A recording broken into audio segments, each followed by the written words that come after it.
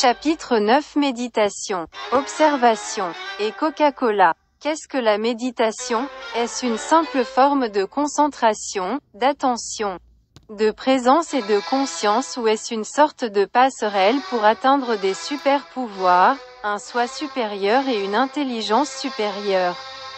Existe-t-il des choses telles que l'illumination, le yoga, la méditation transcendantale? Cela vous donnera-t-il accès au contrôle, à l'attraction, à l'abondance, ou s'agit-il d'une sorte d'auto-hypnose et d'illusion? Clarifions quelques idées fausses, remettons en question et enquêtons. Lorsqu'une personne essaie simplement de se détendre, de respirer profondément, de vider son esprit et de se concentrer sur ses objectifs. Lorsque vous essayez simplement de rester immobile sans réagir aux images mentales, sans entretenir des pensées désagréables et sans répondre aux émotions et aux sentiments projetés depuis les archives de la mémoire par l'esprit inconscient. Doser cet acte de méditation signifie que la personne appartient à un certain groupe de personnes, qu'il ou elle soit associé à une catégorie de système de croyances ou à une dose.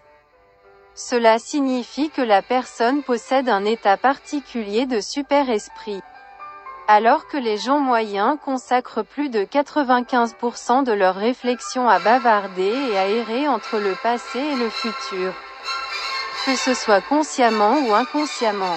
Quand les gens ordinaires se laissent submerger par des images dérangeantes, des pensées désagréables et des émotions effrayantes sans pouvoir les arrêter. Est-ce l'état naturel de l'esprit? Devons-nous continuer à réfléchir à tout moment où cela nous arrive parce que nous avons été programmés et conditionnés par les autorités à toujours continuer à réfléchir pour résoudre les problèmes? Rechercher des solutions, essayer de résoudre des énigmes même si cela ne se produit pas jusqu'à ce que nous devenions accros à ce genre de processus de réflexion. N'oubliez pas que vous êtes le carburant. Vous êtes ce qui entretient ces émotions, images et pensées. Il se nourrit de votre attention. Votre réponse, votre réaction et votre attention sont un système de surveillance qui mesure et évalue à quel point cela est important pour vous. Ainsi, lorsque vous choisissez simplement de ne pas répondre, cela fait-il de vous une bonne ou une mauvaise personne? Devons-nous réagir à des images mentales? Est-ce seulement possible? Cela nécessite-t-il des compétences et des connaissances? Alors, discutons, doutons, enquêtons. Remettons en question et découvrons par nous-mêmes et non par les points de vue et les opinions des autres qui prétendent avoir l'autorité et le droit de nous dire de quoi il s'agit et quoi faire. La méditation dosée nécessite une technique, une méthode, une autorité pour nous montrer quoi faire. Dans quelle mesure appartient-il à quelqu'un, à un groupe particulier? Est-ce un système de croyance ou est-ce simplement un nom, une étiquette et une marque comme Coca-Cola choisie par les autorités pour limiter son objectif et lui attribuer des fonctions mystérieuses? Lorsque vous essayez de vous endormir, dosez quelqu'un qui vous a appris comment le faire ou doser, cela se produit naturellement. Lorsque votre corps devient lâche et détendu, votre respiration devient plus lente et votre fréquence cardiaque chute. Lorsque vous avez arrêté toute forme de résistance et que vous vous êtes entouré complètement, sans division ni conflit. Doser ce processus de sommeil nécessite une méthode et une technique où nous sommes simplement nés avec ce mécanisme. C'est inné en nous-mêmes. Tout le monde est capable de le faire. Alors comment se fait-il que nous soyons conditionnés et programmés par l'autorité pour nous dire quoi faire et comment le faire? Pendant la grossesse, le bébé flotte simplement et nage dans le liquide amniotique à l'intérieur du ventre de sa mère pendant 9 mois sans s'étouffer ni se noyer. Ce qui se passe une fois le bébé né. Les autorités commencent à lui faire peur de l'eau, l'effrayant de se noyer. Chaque fois que l'enfant s'approche de l'eau, les autorités crient, punissent et empêchent l'enfant de s'approcher de l'eau jusqu'à ce qu'il soit programmé et conditionné à ce que l'eau soit dangereuse et risquée. Une fois grand, Nous sommes devenus convaincus que nous devions apprendre à nager pour éviter de nous noyer et de nous étouffer. Nous sommes donc obligés de payer les autorités pour qu'elles nous enseignent et nous disent quoi faire et comment le faire. Être obéissant et dépendant sans remettre en question ni enquêter. Certaines personnes passent toute leur vie sans repos, à se battre, à lutter juste pour prouver qu'elles sont dignes et meilleures que d'autres. Tandis que d'autres personnes sont prises dans différents pièges de misère et de malheur. Ils croient qu'ils ne le méritent pas et qu'ils ne l'auront jamais. Ils ont donc besoin de s'entourer et de se soumettre à la douleur et à la souffrance. Alors, comment la méditation peut-elle aider dans ce processus? Nous devons d'abord comprendre comment cela se produit en remontant directement et en profondeur à la source. Veuillez garder à l'esprit qu'il s'agit d'une discussion et d'un dialogue ouvert pour remettre en question, douter, enquêter pour découvrir de quoi il s'agit. Ceci n'est pas une instruction ni une autorité pour changer d'opinion et de croyance.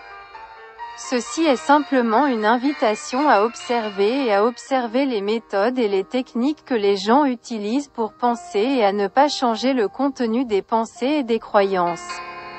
Au début du développement de la conscience et de l'éveil, les autorités ont conditionné et programmé les enfants inconsciemment de diverses manières. Certains enfants deviennent mal conditionnés et convaincus qu'ils ne méritent pas. Par exemple, vous n'en êtes pas digne. Regarde mieux que toi le fils ou la fille de notre voisin. D'autres enfants sont trop gâtés. Leur sens de l'ego, moi, le mien est très fort. Ils grandissent en regardant des super-héros et en croyant qu'ils sont invincibles jusqu'à ce qu'ils soient confrontés à une réalité différente de la vie. Si nous revenons sur ce qui a été discuté et remis en question dans les chapitres précédents, nous pouvons clairement remarquer que l'esprit est composé de plusieurs couches. Certains sont conscients et d'autres inconscients, mais ils travaillent tous ensemble simultanément et toute forme de division, de séparation, de préjugés et de résistance mènera toujours à des conflits.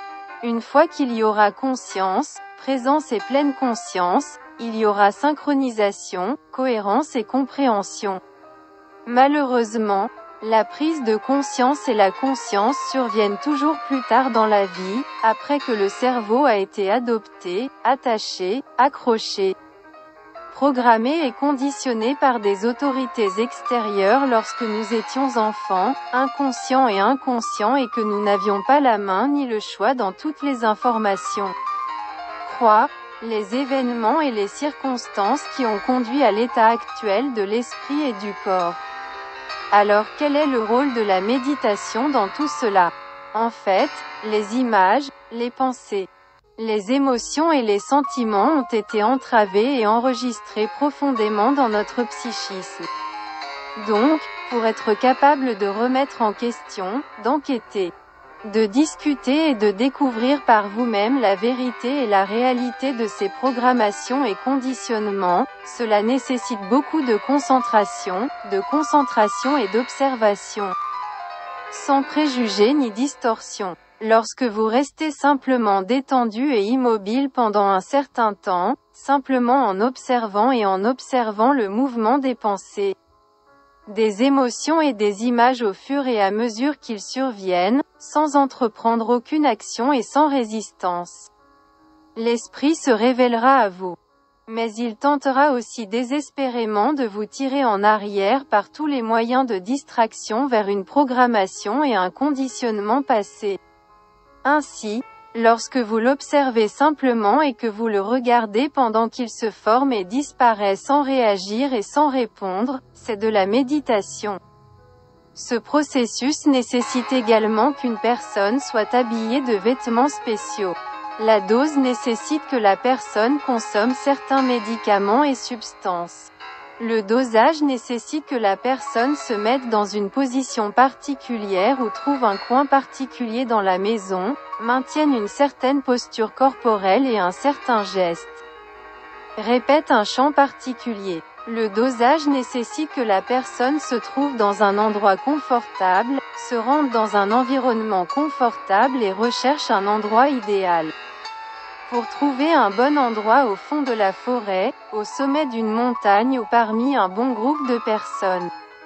N'est-ce pas tous ces différents types de programmation? Ce genre de conditionnement n'est-il pas ce qu'une personne cherche à s'en libérer et à s'en détacher en premier lieu? Pour comprendre, discuter et étudier ce concept, il faut beaucoup de conscience et de pleine conscience. Que se passe-t-il lorsqu'une personne se retrouve dans un environnement et un quartier mauvais? Que se passe-t-il si une personne ne trouve pas ce vêtement particulier, cette robe préférée ou cet objet porte-bonheur? Et si ces braves gens n'étaient plus là? Que se passe-t-il si la personne ne se souvient pas exactement du chant? Bien sûr, selon ce genre de mentalité et de croyance, le processus de méditation ne fonctionnera pas correctement.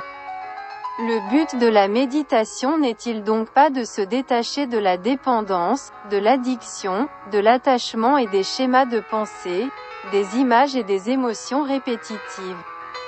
Comment une personne peut-elle voir les choses clairement quand elle les voit du point de vue des autres? En fait, une fois libéré de ce conditionnement, vous pouvez méditer de n'importe quelle manière, n'importe où et à tout moment, en marchant, en position assise ou même en vous allongeant. Vous êtes votre propre approvisionnement. C'est la vérité. Tout ce dont vous avez besoin est déjà en vous.